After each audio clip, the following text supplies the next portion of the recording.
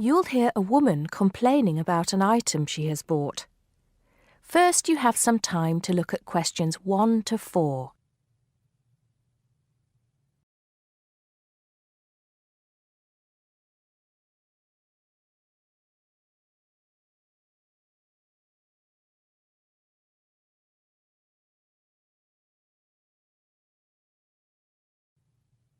Now we shall begin. You should answer the questions as you listen because you will not hear the recording a second time. Listen carefully and answer questions 1 to 4. Smart Electricals, Mike speaking. How may I help you today? Good morning. I'm calling to complain about an item I recently purchased from your company. I'm not happy with it. Oh, I'm really sorry to hear that. I'll take you through the company's complaints procedure. I'll need to retrieve your files from our records so that we can discuss the problem properly and find a solution. I'll need to take some details from you first. Is that okay? Okay, but I don't have a lot of time. Will it take long? Not long, madam. Can I first take your name? Yes, it's Susan Yorke. Yorke. Okay. Can I have the address, please? Yes, it's flat 1, 25 Alpine Avenue. That's ALPINE Avenue, Harchester. The postcode is HA6 5LD. Okay. Next. Could you give me your telephone number? Preferably one that we can call you on during normal working hours. Well, the home one is 01734 525 268. But you're only likely to catch me on that number in the evenings. I usually have my mobile phone with me during the day, though. It's probably best to take that number then. All right. My mobile number is 0781 233 452. And do you have the order reference number on you, by any chance? Well, I have the receipt that the camera came with in front of me. Ah, good. Which number is it? It's a bit confusing. It should be the 7-digit number on the top left corner of your invoice. Let me have a look. I need my glasses. Found it. It's DMX8443. Thanks. Now, when did you purchase the item? Well, the camera was delivered last Monday, on the 1st of February. I ordered it online about 2 weeks before that, but I can't remember the exact date. If you have another look on the invoice receipt, the date should be there. Oh, yes. Here it is. January the 15th. Okay, I'll make a note of that. So, the item is a digital camera? Yes, it's the Aqua PowerShot model in silver. Thank you. Did you take out any kind of insurance when you bought it? Well, no, it was on special offer. I didn't need to pay any extra for the insurance because it came with a special 4-star policy. Well, it means you're fully covered for at least another 3 years. Before you hear the rest of the conversation, you have some time to look at questions 5 to 10.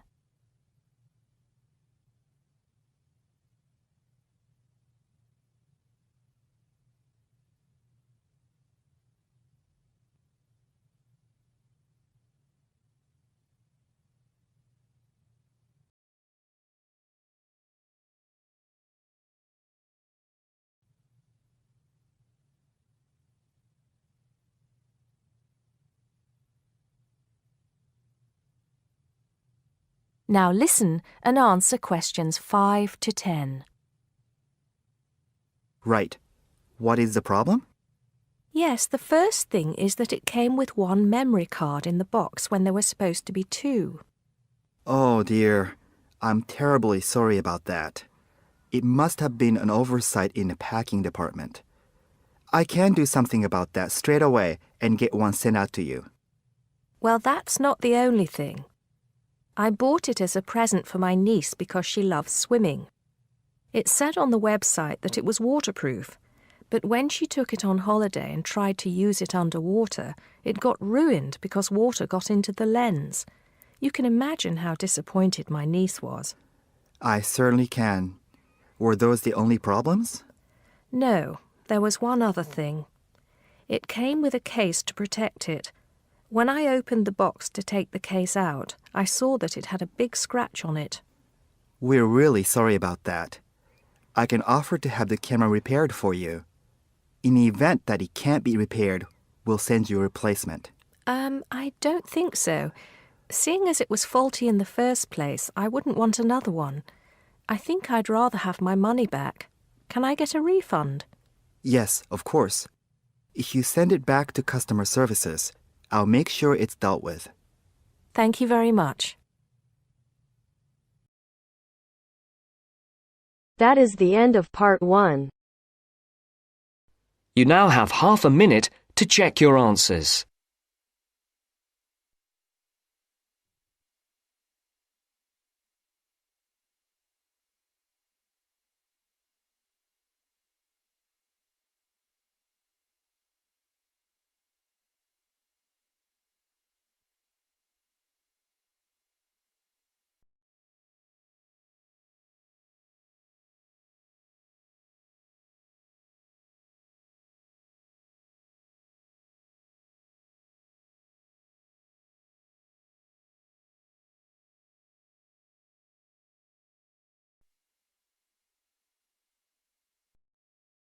Now turns to part 2.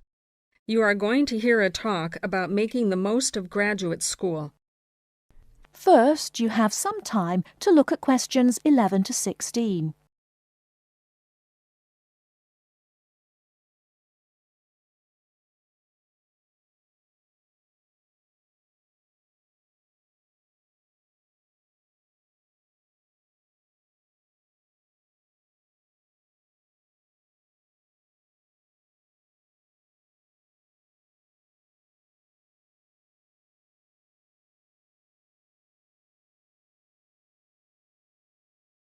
Now, listen carefully and answer questions 11 to 16.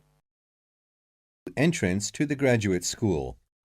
My job now is to give you the graduate school survival guide and make some concise suggestions for getting the most out of your relationship with our research supervisor, getting the most out of what you read, and making continual progress with your research.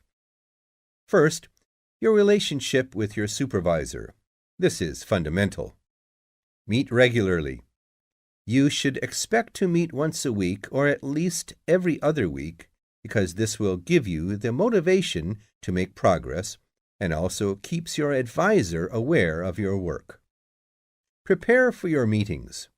Come to each meeting. Also, bring the notes from your previous meeting together with a list of any upcoming deadlines. Make a plan for what you hope to get out of each meeting. After the meeting, email your supervisor a brief summary. Include a list of major topics discussed, a list of what you agreed on, a note of any advice you may not want to follow, and a new summary of what you are planning to do. This helps avoid misunderstandings and provides a handy record of the progress of your research. Add a to-do list for yourself and your supervisor, including a reading list. Finally, add the time and date for the next meeting. My second main piece of advice is to keep your supervisor informed. Show him or her the results of your work as soon as possible. This helps your supervisor understand your research and identify any potential points of conflict early in the process. Include summaries of your work, including any results of experiments, and also anything you write about your research. Thirdly, communicate clearly.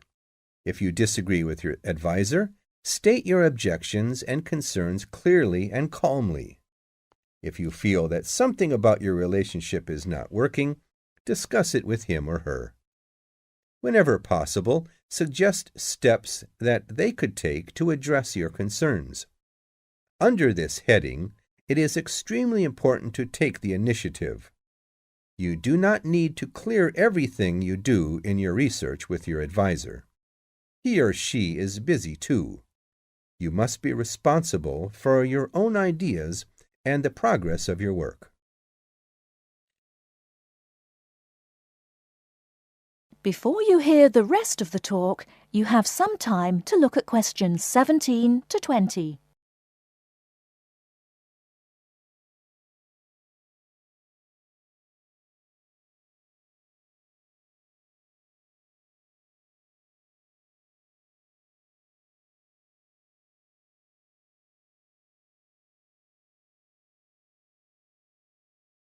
Now listen and answer questions 17 to 20. The second section of my talk is about getting the most out of what you read. The first principle here is to be organized. Keep an electronic bibliography with notes and pointers to the paper files. Keep and file all the papers you have read. Point 2. Be efficient. Only read what you need to. Start by reading only the conclusion, scanning figures and tables, and looking at their references. Read the other sections only if the paper seems relevant or you think it might help you get a different perspective. Skip the sections you think you already understand. These are often the background and motivation sections. It's of critical importance to take good notes on every paper you find worth reading. Note especially what problem the author is trying to solve, what approach they take to the problem, and how their approach differs from other approaches. Next, summarize what you have read on each topic. After you have read several papers on the same topic, note the key problems, the various formulations of the problem under consideration, the relationship between the various approaches and the alternative approaches you come across. Let me add one point you might not have already thought of. Read PhD theses. Even though they are long, they can be very helpful for quickly learning about what has been done in your field of interest. Focus particularly on the background sections and method sections. Don't forget to read your advisor's thesis.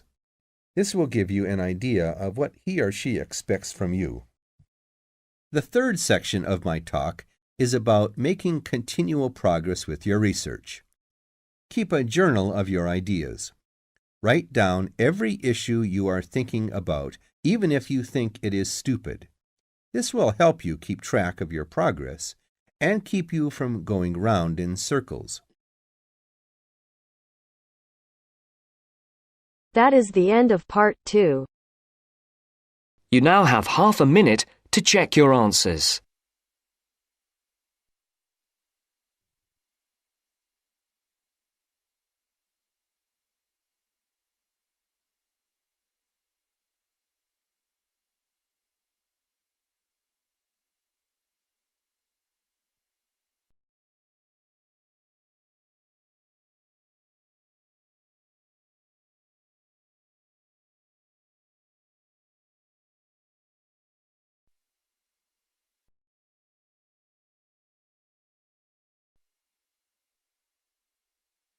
Now turns to part 3.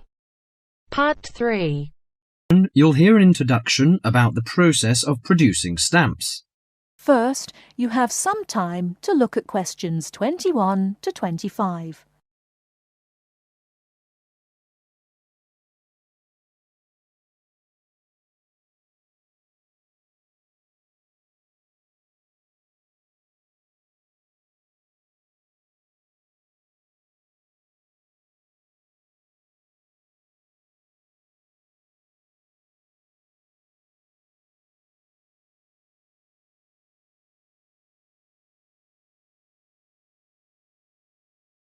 Now listen carefully and answer questions 21 to 25. Hello and welcome to this week's edition of Tell Me More, the programme where you ask the questions and we provide the answers. and we've had a wide variety of questions from you this week. And the subject we've picked for you this week, in response to your many letters, is the production of postage stamps. And as usual, we've been doing our homework on the subject. So, who designs the postage stamps that we stick on our letters? Well, in Australia, the design of postage is in the hands of Australia Post. In Britain, it's the Royal Mail that looks after stamps, and it seems that both countries have a similar approach to the production process. We discovered, to our surprise, that it can take up to 2 years to produce a new postage stamp. Why is that, I hear you ask? Surprisingly, it can't be all that difficult to design a stamp. In fact, it isn't, but it seems it's a lengthy business. Firstly, they have to choose the subjects, and this is done with the help of market research. Members of the general public, including families, are surveyed to find out what sorts of things they would like to see on their stamps. They are given a list of possible topics and asked to rank them. A list is then presented to the advisory committee, which meets about once a month. The committee is made up of outside designers, graphic artists, and stamp collectors. If the committee likes the list, it sends it up to the board of directors, which makes the final decision. Then they commission an artist. In Australia, artists are paid $1,500 for a stamp design and a further $800 if the committee actually decides to use the design.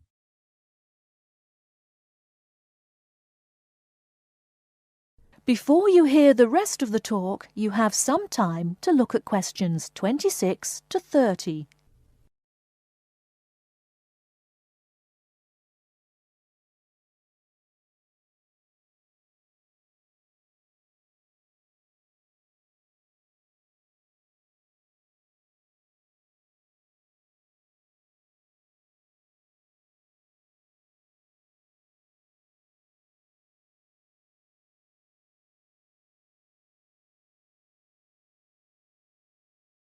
Now listen and answer questions 26 to 30.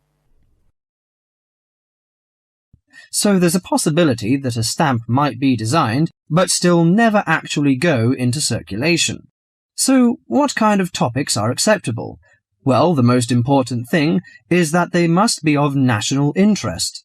And because a stamp needs to represent the country in some way, characters from books are popular, or you often find national animals and birds. So, of course, the kangaroo is a favourite in Australia. With the notable exception of members of the British royal family stamps, no living people ever appear on Australian or British stamps. Every year, the Royal Mail in Britain receives about 2,000 ideas for stamps, but very few of them are ever used. One favourite topic is kings and queens. For instance, King Henry VIII, famous for his 6 wives, has recently appeared on a British stamp together with a stamp featuring each of his wives. But despite the extensive research which is done before a stamp is produced, it seems it's hard to please everybody. And apparently all sorts of people write to the post office to say that they loved or hated a particular series. The stamp to cause the most concern ever in Australia was a picture of Father Christmas surfing at the beach. And when you consider that the practical function of a stamp is only as a receipt for postage, I think perhaps the importance accorded to stamps has got out of all proportion. Well, that's all for today. If there's a subject you want us to tell you more about, drop us a line at... That is the end of part 3. You now have half a minute to check your answers.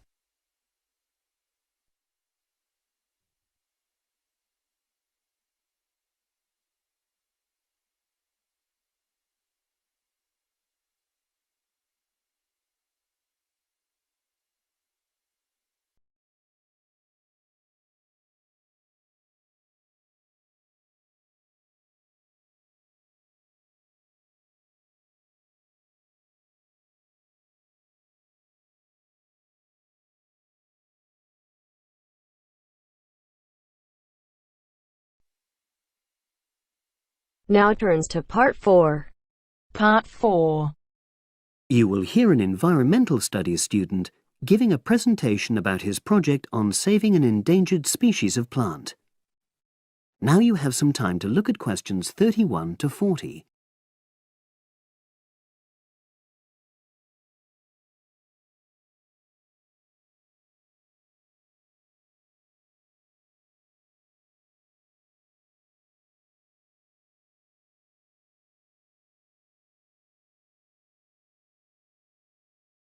Now listen and answer questions 31 to 40. For my presentation, I'm going to summarise what I've found out about efforts to save one plant species, the juniper bush. It once flourished in Britain and throughout the world's temperate zones, but over the last few decades has declined considerably. Before I go on to explain the steps being taken to save it in England, let me start by looking at some background information and why the juniper has been so important in cultural as well as ecological terms, historically and in the present day. Firstly, I want to emphasise the fact that juniper is a very ancient plant. It has been discovered that it was actually amongst the first species of plants to establish itself in Britain in the period following the most recent Ice Age. And, as I say, it has a much valued place in British culture. It was used widely as a fuel during the Middle Ages because when burnt, the smoke given off is all but invisible, and so any illicit activities involving fire could go on without being detected. For example, cooking game hunted illegally. It also has valuable medicinal properties. Particularly during large epidemics, oils were extracted from the juniper wood and sprayed in the air to try to prevent the spread of infection in hospital wards. And these days, perhaps its most well-known use is in cuisine, cooking, where its berries are a much valued ingredient, used to flavour a variety of meat dishes and also drinks. Turning now to ecological issues, juniper bushes play an important role in supporting other living things. If juniper bushes are wiped out, this would radically affect many different insect and also fungus species. We simply cannot afford to let this species die out.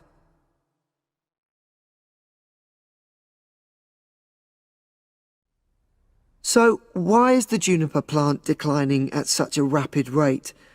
Well, a survey conducted in the north and west of Britain in 2004-5 showed that a major problem is the fact that in present-day populations, ratios between the sexes are unbalanced, and without a proper mix of male and female, bushes don't get pollinated.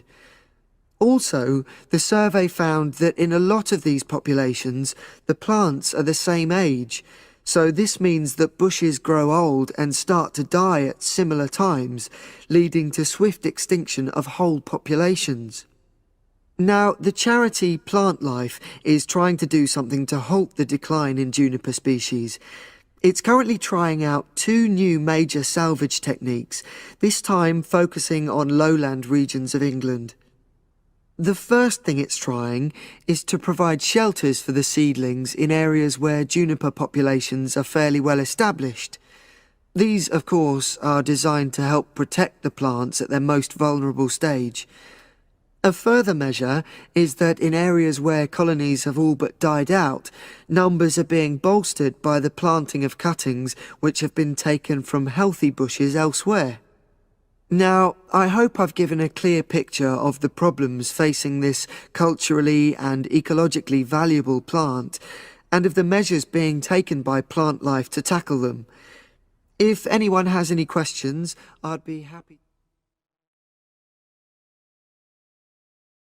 That is the end of part 4. You now have half a minute to check your answers.